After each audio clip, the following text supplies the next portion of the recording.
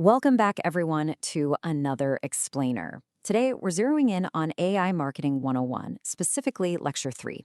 Look, if you've ever felt completely bogged down by the grueling, tedious process of figuring out exactly who you're selling to or what your competitors are up to, well, you're in exactly the right place. Okay, let's dive into this, because today we're going to look at how this lecture completely replaces what used to be a draining 3-week process with a hyper-focused 1-hour AI sprint. I want you to really let this number sink in for a second. $5,000. If you were to go out right now and hire a traditional agency to build you a comprehensive market research brief, the kind that outlines your audience profile, does a deep competitor breakdown, and nails down your core positioning angle, this is exactly what they charge you. Sometimes it's $3,000, sometimes it's $5,000. But today, we're going to build that exact same deliverable tailored specifically to your niche for absolutely free. What we're really talking about here is a massive time arbitrage.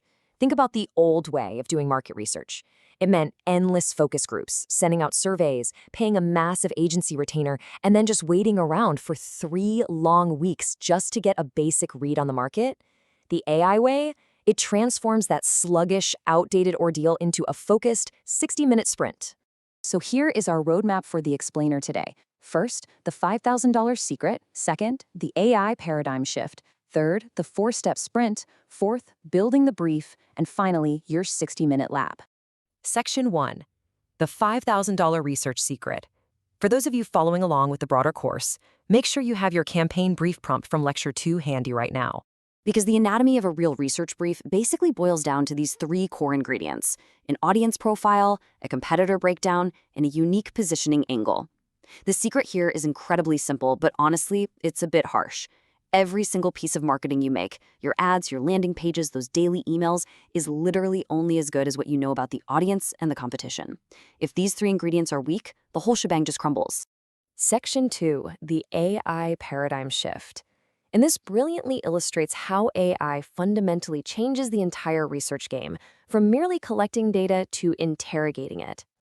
Our roles as marketers are fundamentally shifting, and that brings us to this really stark warning. Weak research, pretty slop. Think about it.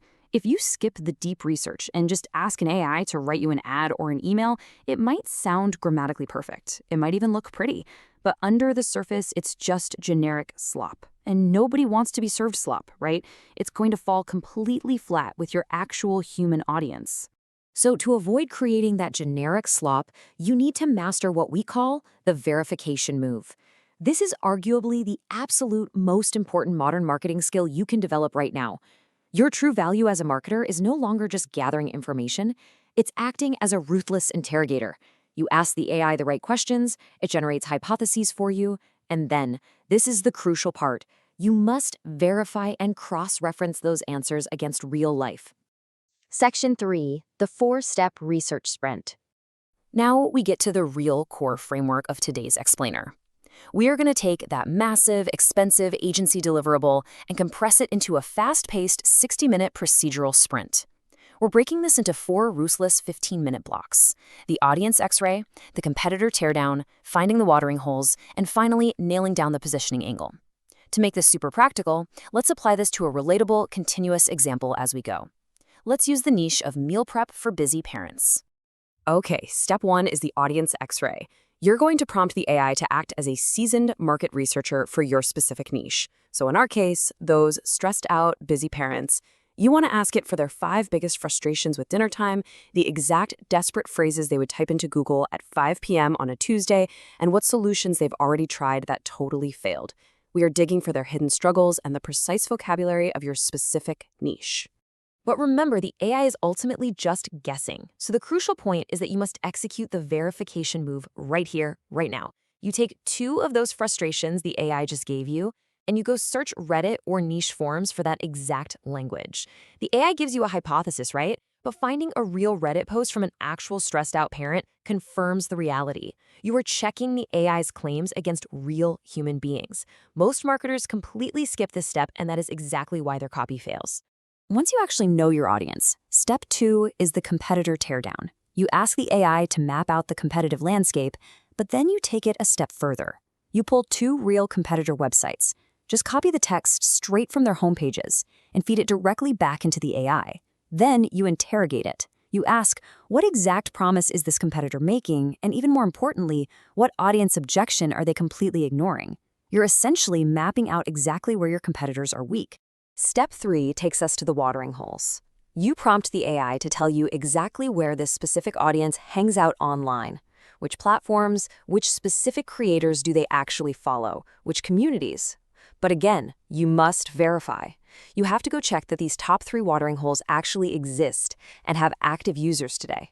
Listen, a dead subreddit from 2018 means a dead marketing channel today. You have to verify the pulse before you try to build anything there. Finally, step 4 is the positioning angle. This is the synthesis of everything we've done. You take all the raw research from the first 3 steps, paste it all back into the AI, and prompt it for 3 unique positioning angles that your competitors are absolutely not using. For each angle, you need the AI to define the claim, explain exactly why it's credible, and identify the specific audience objection it has to overcome. You are hunting for the gap, that unique promise that only you can make.